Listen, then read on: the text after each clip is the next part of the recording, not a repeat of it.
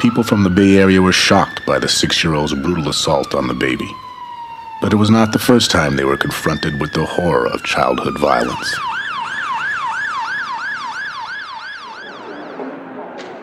"25 years earlier in San Francisco, in a basement in the Fillmore district, police had discovered the battered body of a 20-month-old baby boy. The body was found on a crucifix. The feet and the hands and the neck were tied. And if that sounds familiar as a crime, it's probably because you've seen this. You know, don't you, what they did to his little body? It was Brian's idea. The boards were not joined at the intersection, but it has the appearance of a crucifixion type of a homicide. When the body was found, the baby had already been missing for 5 days. Police discovered that the baby was last seen with 2 young boys. The boys were brothers, 7 and 10, and they soon confessed to what came to be known as the crucifixion murder. There was some play going on. According to them, the infant was struck accidentally with a brick.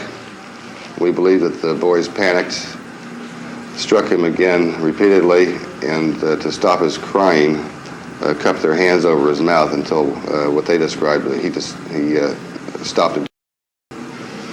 They then took him over to another end of the sub-basement, removed his clothing, and tied and wired him to a wooden cross, and then put a rope around his neck and tightened it.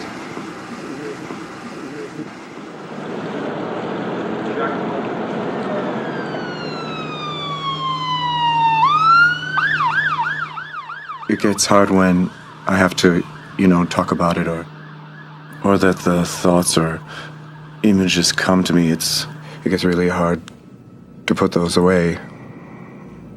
But they're still there. I mean, they'll be there for the rest of my life. This man we call Bobby was a 10-year-old killer in the crucifixion murder. To protect his privacy, we have altered his appearance.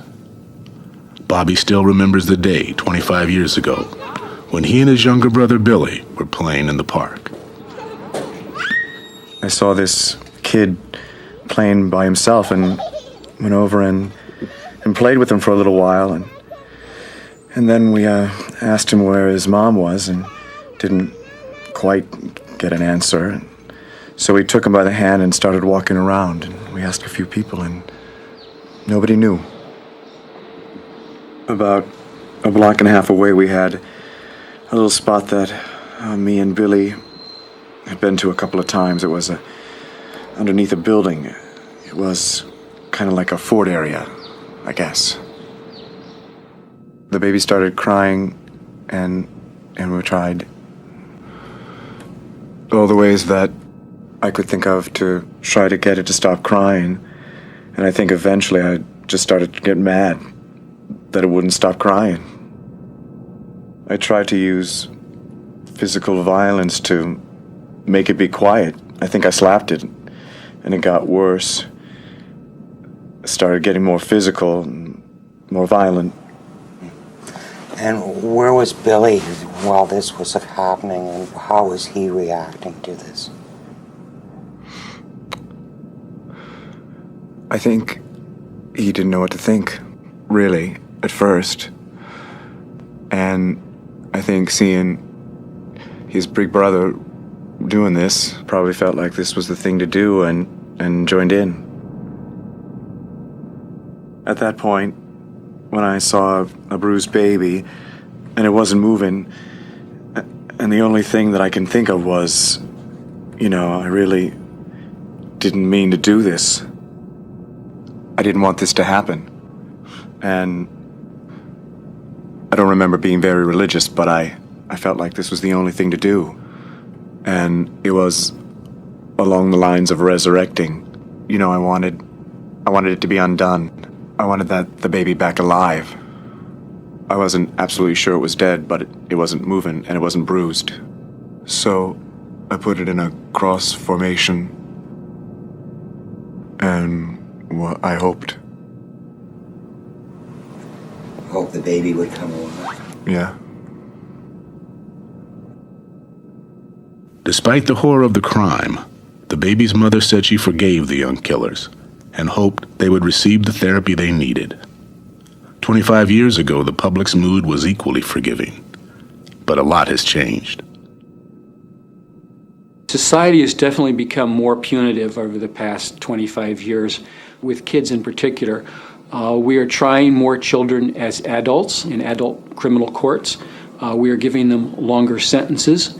We are faced with more and more very violent children, and we're uncertain how to deal with them. We have not found very good answers, and it's profoundly scary. How enduring you can't hide, we charge you with genocide! How enduring you can't hide, we charge you with genocide! In 1996, the prosecutor's decision to charge the 6-year-old with attempted murder set off a public protest. Harold, do it! Harold. You can't! Harold!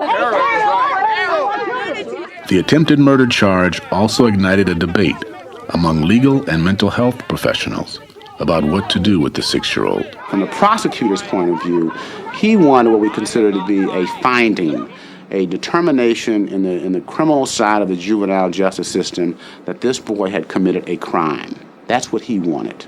And he wanted to be able to do that and to use it in a political way, to show that he was tough on crime, and regardless of the age of the person, they were going to be punished in his court. I felt it was important that the other kids in his neighborhood or wherever he is living be protected from him. He has a complete lack of remorse, at least he did during this time, and a history that suggests that there's no impediment to his reoffending. And it was clear that something had to be done before somebody else got hurt. We had a kid in trouble. That meant to me that you don't punish the kid in trouble like he's a criminal. What you then do is, how can we address ourselves to that need? We're here because we need to find out the truth. We don't want to hear any more lies. We hear lies every day. As the case proceeded, the performance of the police also came under scrutiny. When the videotapes were brought to my office and I had an opportunity to review them, and review them in the context of legal significance, I was really shocked. Shocked in the sense that this young boy was being interrogated by seasoned police officers as if he was a 20-year-old. There was no real effort made by the police agency to give due recognition that they were really talking about a 6-year-old. Are you going to want to tell me the truth? Good. Before I do, I need to tell you some things, though, okay? He was not being overbearing in any way. It was not my impression at all that he was trying to intimidate or otherwise coerce, in some sense of the word, any information from the kids. And I thought they did a great job. Do you know what a lawyer is? That's somebody who will help you and represent you in court and things like that. And your mom knows what a lawyer is, and since she's here, I'll tell her too, that you have the right to have a lawyer with you before and during any questioning. We all recognize that one of the most sacred principles that we have here is called the Miranda warnings, that a person cannot be compelled to give testimony or even talk without a clear understanding of his legal rights. Well, Miranda requires that it's a voluntary waiver and a clear understanding of what those rights are. There is no way in snowball in hell that this 6-year-old ever understood what his legal rights were. And at any point, anything, he would only nod when the weight and the presence of the law was on him. Do you want to tell me the truth? Can you say yes or no? With your mouth instead of your head? The central question in the case would become whether the boy was competent to stand trial. The juvenile court judge decided to appoint 3 mental health experts to answer that question. One of them was Dr. Martin Blender, a forensic psychiatrist who reviewed the police videotapes and spent an hour with the boy at juvenile hall. I must say, in truth, I was surprised after I completed my assessment to find the 6-year-old competent. My bias going in was, this is ridiculous. How can a 6-year-old be competent to stand trial? How could he have even understood what he was doing, no less what a trial is all about? But the kids watch television, they watch the cop shows, and they watch the lawyer shows, or they may not watch them like they watch Sesame Street, but kids are tremendously aware these days. So this kid certainly was aware that he was in deep trouble and that there were certain procedures that were likely to befall him. The other experts, including Dr. Edward Hyman, a child psychologist, disagreed. There's a real question in my mind, not in terms of soft, humane factors, but rather just in terms of what developmental studies tell us about children. Whether a 6-year-old should even be involved at any level in the juvenile justice system. To elucidate that, I turned to a gifted 6-year-old and asked him what might happen to him if he had done something very, very wrong. He said, "You mean like killing somebody?" I said, "Yes." And he turned to me and he said, "I'd have to go to the principal's office for a really long time." Even when we turn to a very gifted child, a child in understanding this understood that it was wrong, but really didn't have the specific understanding of the magnitude of transgression or how we as a society react to something that we call attempted murder. He understood that society considered what he had done wrong, which is why he was being locked up in juvenile hall. He knew the judge's task. He knew his lawyer was there to help him. He knew the prosecutor was going to gather the evidence against him. And he understood that if things didn't go his way, he might not go home to see his mommy for a long, long time. So despite his juvenility, I felt that he grasped the essentials of what a trial proceeding was, why he was going to be tried, and what the penalties might be. He attributed a level of communications with the boy, and even about me, that was preposterous. It was a flat lie.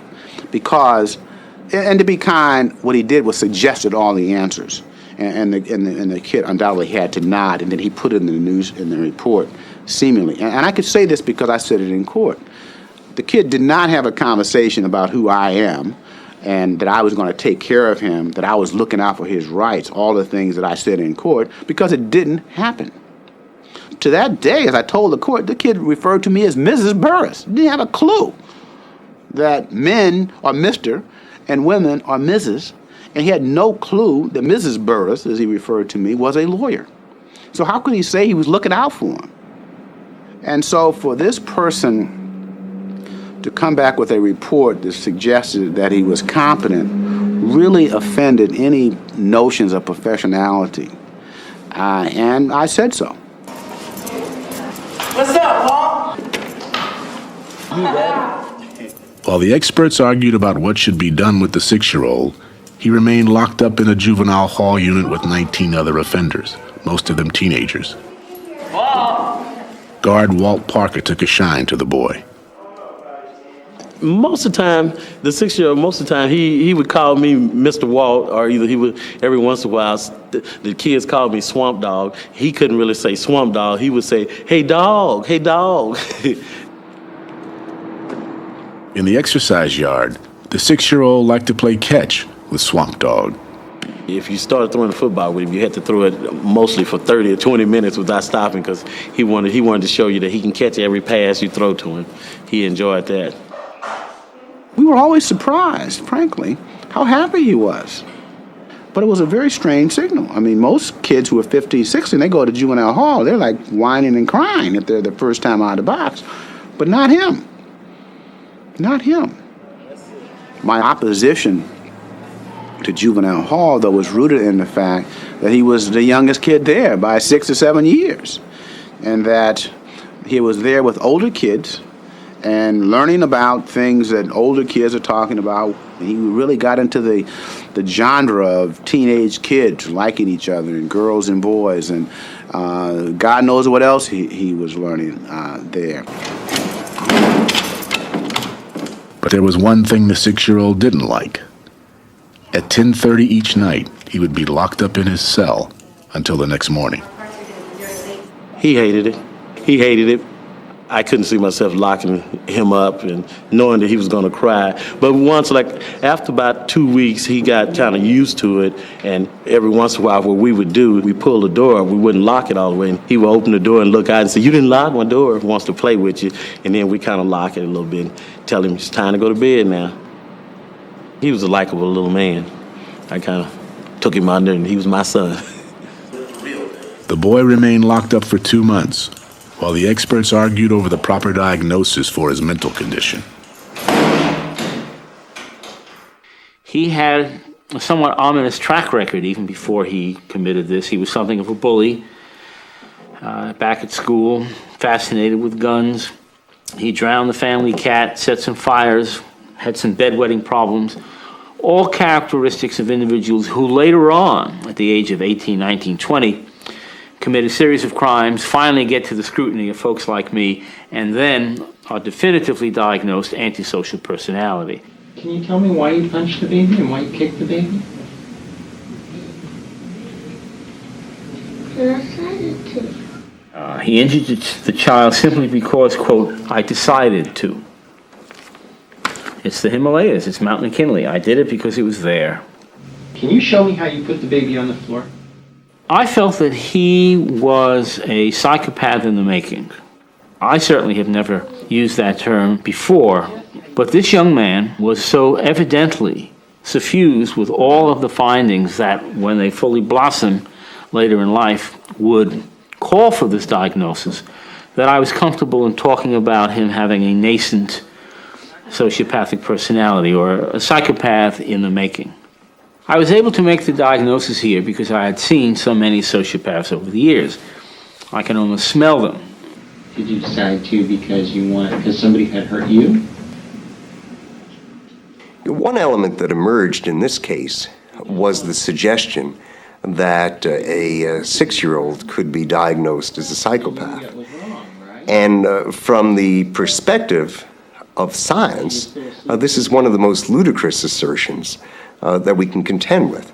Not only is this a determination for a child absolutely forbidden by all the research, contraindicated by all the research in development, but forensically, to think that this could be generated by an hour-long or even a 2-hour-long interview is the height of abuse. What do you do with a 6-year-old like this? One thing that works is you sequester them so that they no longer have a society to attack. There are obviously a variety of ethical, moral, and psychological reasons why this may not be a good or a permanent solution. But it's very tempting to make sure that they don't have the opportunity to do the kind of damage that we know they will be capable of. There's no doubt in my mind, but that we can effectively influence the life of any 6-year-old, the most violent 6-year-old included. And to desist from this, to reject that challenge, to turn away from that child, is, I believe, very, very abusive. Can very young and very violent children be helped? Can they change? Like the 6-year-old in Richmond, Bobby and Billy grew up in a tough neighborhood. They too were physically abused and neglected. After the crucifixion murder, the brothers received 2 years of therapy and were then returned to the custody of their mother. Bobby is now 36 years old. People change. People with the right direction can change in the right direction over time. I'm a productive citizen. I'm doing well as a father. I'm doing well as a worker. I make a living for myself and my family. I stayed out of trouble with the law. I know that I've got control of myself enough, and I know myself well enough to know that I would never harm anybody like that again. A thorough search of the record confirmed that Bobby has been a law-abiding citizen since the murder, but his younger brother Billy was a different story. Billy had appeared in juvenile court repeatedly on a variety of charges. As an adult, Billy committed 4 felonies. 2 of them were for the physical abuse of children, including his own 3-month-old son. Billy spent 2 years in prison, where he sought treatment for drug and alcohol problems. He's a good person. I mean, the core of him's a good person. He's just headed down some wrong roads here and there. I can't really say what's really different about our lives as far as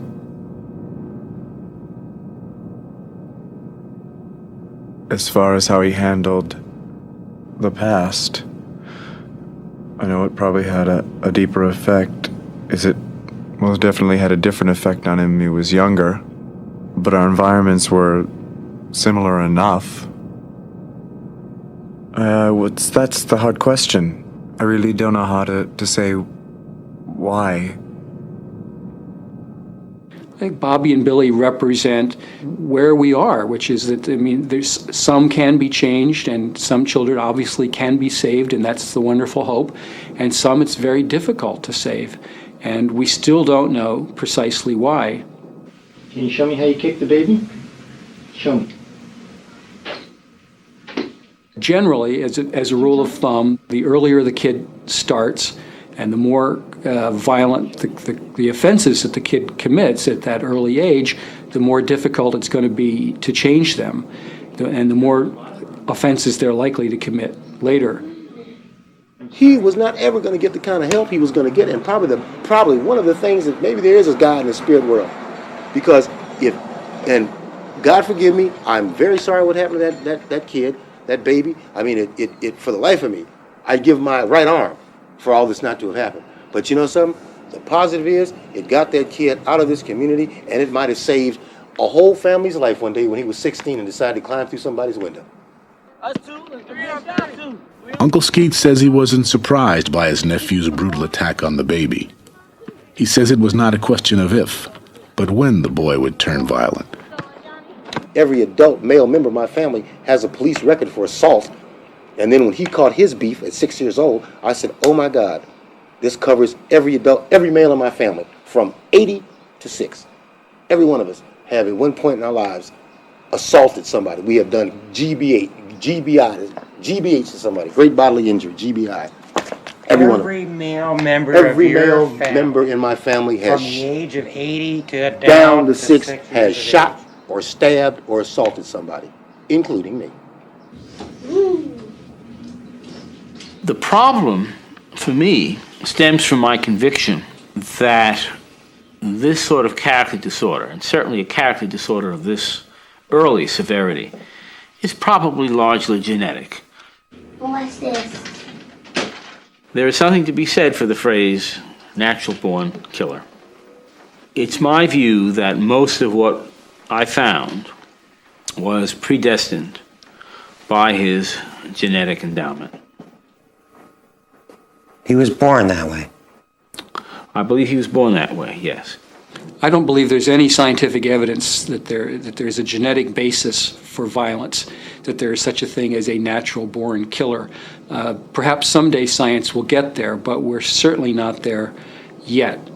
However, there is some evidence that biology, as opposed to genetics, may play a role. You showed me earlier that you punched her face. Is that where you punched her all 3 times? Right there. For example, a boy like this boy, watching his mother be beaten or himself being beaten, that kind of environmental stress can actually produce a biological change in the boy, can have some effect on a child's brain. So it's not nature versus nurture. It's not one or the other. It's a combination of the two. The boy's mother and family friends came to court for this crucial ruling on whether the 6-year-old is competent to stand trial for assault. After 2 months of psychiatric debate and legal maneuvering, the judge finally ruled in the case of the 6-year-old. He said the boy was not competent to stand trial and suspended the criminal charges indefinitely. But he also ruled that the boy should be removed from the custody of his mother on the grounds that she had provided inadequate supervision. The boy was transferred to a group home for disturbed children to receive intensive therapy. You know, I'm glad that he's getting help that he needed, and he's not like locked up like a criminal, which he isn't, and, get the help that he needs. So he'll be able to come home soon, when he gets better. But the prosecutor said he would still press charges if the boy were later judged competent. We are not looking to just, separate this child from his mother out of some base desire to hurt him or something. We want to help him. But I'm persuaded, based upon everything that I've read, that it's counterproductive to return him back to home when he so desperately needs a professional assessment and influence in his life that apparently he didn't get or didn't want while he was still living at home. And I don't think you can do that overnight. I think it's a long, slow, brick-by-brick process that will take years. And if years go by and we see progress, then it may be at that point we'll say, okay, there's no further good that can come out of continuing this criminal prosecution, and justice dictates that we let it go. But it's going to take years before we reach that point, in my mind. It doesn't end the case, but it does give me what I wanted to get done, and that is that he gets treatment, he gets help, and sort of away from the glare of the publicity, away from everyone asking questions about it, and for the treatment to go forward, and that's what's happening now.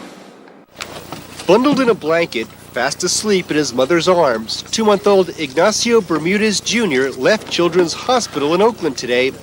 Doctors say the baby's condition is stable enough to allow Ignacio's parents to take care of him. The areas that have been damaged are permanently damaged, and he has had a severe brain injury, and multiple areas of his brain on both sides of the brain have been injured. Machito, ¿qué tienes? A year later, the baby's condition hasn't improved. He still can't sit up and suffers from seizures. The doctors fear he may never learn to walk or talk. Bien, Machito. Digo, a lo mejor así se va a quedar toda la vida, ¿entiendes? Y va a ser triste para él. Maybe he's going to be like that all his life, It's going to be sad for him like it will be for us. And sometimes it makes me want to cry. And I cry, see? But there's nothing you can do. It's total sadness.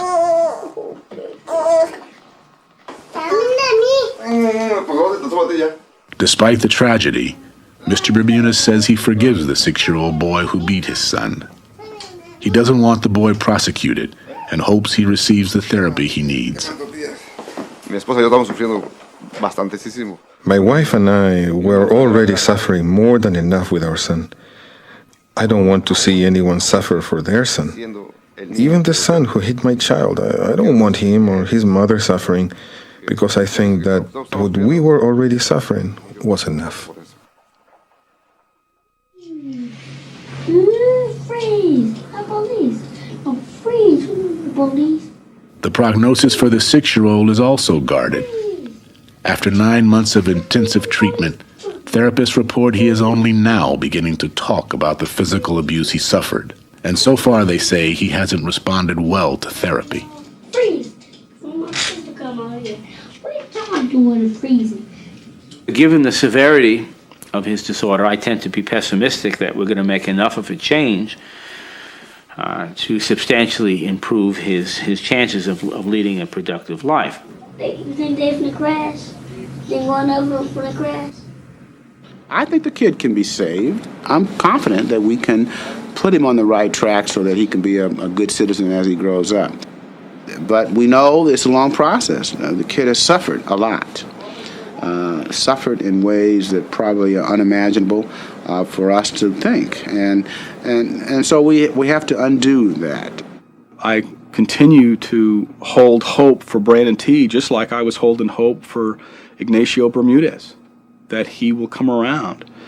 And I don't want to condemn him by saying no matter what we do, he will kill again. Time will tell, I guess. I really hope that all the babies that were in this doco, that all those babies ended up okay. Anyways, let us know what you think in the comments below. And to all ears, stay safe, and I'll see all of you next episode. Ka kite.